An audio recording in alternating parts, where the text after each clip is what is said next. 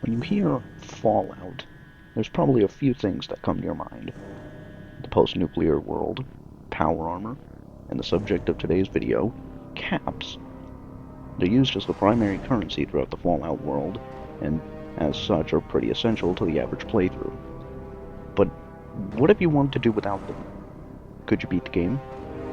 Well, that's why I'm here, to find out the question nobody has ever had.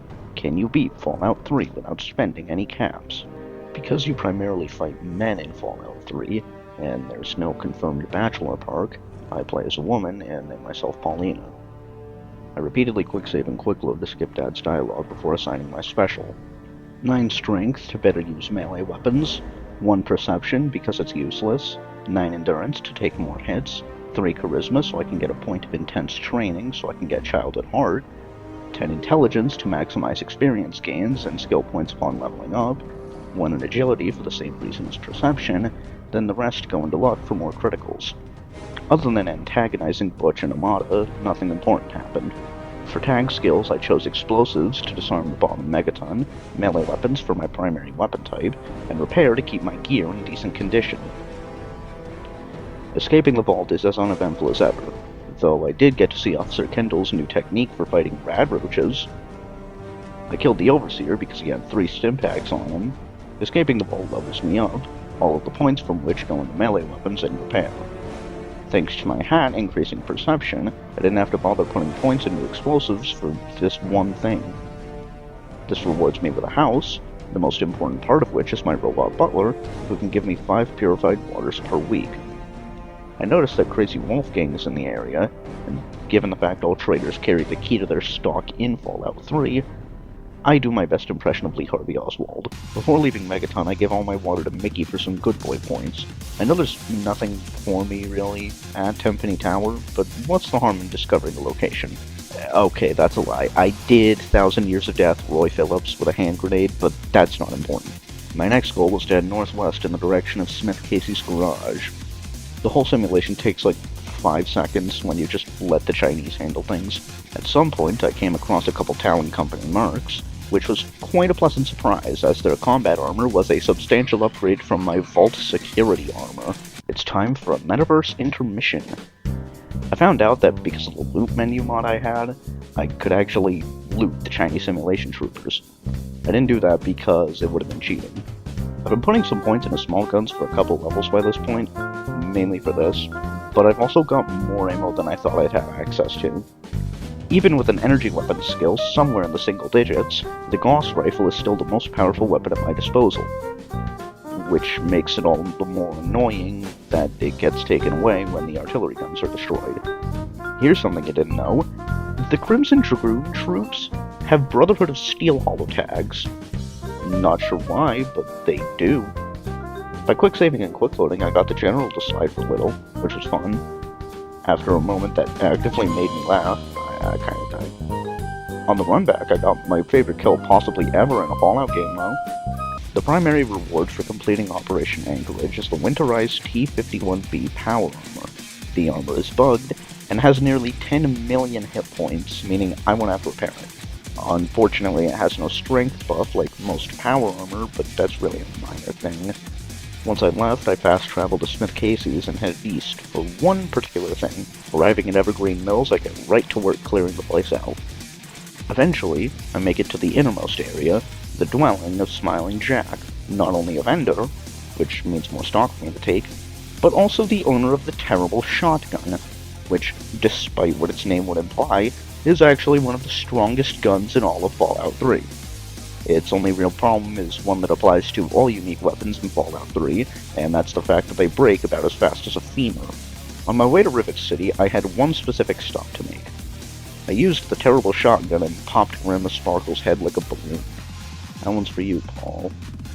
I decided to clear out the Jefferson Memorial now, as opposed to talking to Dad, then just having to clear it out when I got back, which includes having to grab some holotapes.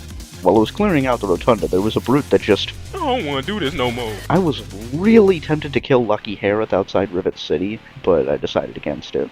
Better to leave him for later, should I end up actually needing his supply. With everyone at Project Purity, I killed Daniel Agincourt because he was an asshole, and Garza because I can't be bothered with his heart condition. Here's the part of the quest where I go up and down from dead to the basement repeatedly.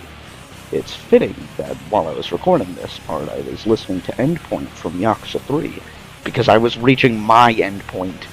Then the Enclave showed up, and the game bugged. I used the third-person interaction glitch to speak with Colonel Autumn, skipping large portions of the conversation. I tried to do it again after he died, but I couldn't reach him, which is a bummer because without console commands, this is the only way you can get Autumn's unique 10mm pistol. At the end of the game, he has a laser pistol instead. The sewers aren't even close to interesting. What else is new? I got the location of Vault 87 from Rothschild and fast traveled to Smith Casey's to head north. I put the main quest on hold for a moment to feed Mickey his weight in water several times over to get back to good karma, as after Danny and Garza, I was only neutral. I used Child at Heat for the only thing I've ever seen it used for before effortlessly getting through Murder Pass and entering Vault 87. Thanks to the amount of super mutants that have been using assault rifles, I have a pretty big surplus of 5.56 ammo, and as such can fairly consistently use my Chinese assault rifle. I started funneling points into energy weapons because most Enclave soldiers use either plasma or laser rifles, so I'd be getting more ammo than I knew what to do with. When I tripped the fire alarm, I expected Sid to go down fairly quickly to the two centaurs, but to my surprise he actually managed to kill them both. I made sure to take Fox's unique super sledge before proceeding. Not to say that it made a difference, Fox is still more than able to take down every super mutant between us and the Gek. It took Fox 2 hours to grab the Gek. How slow was he walking? There's actually a prompt to activate the flashbang. It doesn't do anything, but it is there. I was a complete ass to Autumn, as you always should be. Mr. President. You should kill yourself. Since I've kept myself at good karma, I could take Fox as a companion. I tried to return to Vault 101 to do the Trouble on the Homefront quest, but I missed a window for it. I was an ass to Lyons when she offered me armor, because the set she offered was leagues worse than what I was actively wearing. I leveled up, put all the points in energy weapons, then took the Here and Now perk and almost maxed it out. Honestly, the Walk to the Purifier is one of my favorite set pieces. I love the idea, and on your first playthrough, it's so cool! But it's so fucking slow! Seriously, it takes like 8 or 9 minutes to walk from the Citadel to the Jefferson Memorial. I really wish you could skip the walk on repeat playthroughs. On the bright side, I'm able to collect a large quantity of microfusion cells from the Enclave soldiers.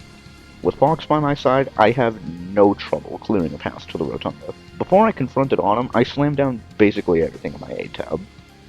I thought I'd have to load back when Autumn did this, but no, it was fine. I ended up putting on his coat, not like you could tell since I had a stealth boy active. I inserted the modified forced evolutionary virus, then had Fox unknowingly sign his own death warrant, and beat Fallout 3 without spending any caps. This could hardly even be called a challenge, it was so easy. Caps are completely irrelevant to how well you can do. You don't need to buy ammo, as we've discovered. You find more than enough healing supplies, and armor is a non-issue. I can't even suggest this for you to try, because it's just such a nothing challenge. Well, I've been Eternal Suffering, and I sincerely hope you enjoyed. Here's hoping the new Vegas version of this challenge is actually interesting.